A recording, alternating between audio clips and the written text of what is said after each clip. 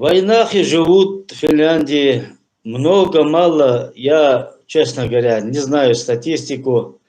Но когда я по улице иду, в войнах, что он чеченец, что он ингуш, я их не разделяю. Для меня он в войнах. Пятницу, когда? Вчера же была, да, пятница? Да. Я в мечети закончил свою молитву, я уже начал выходить. Стоят трое молодых парней. Они сдалека, я слышу, он говорит, по-моему, это чеченец. Ну, буквально слышно. Между нами там, 2-3 метра. Я говорю, я и чеченец, я и ингуш, я и в войнах. Я есть, я говорю, любой, как ты назовешься. Они улыбнулись, все, вопросов нет. Поговорили, пообщались. На душе смотришь, приятно, альхамдулиллах.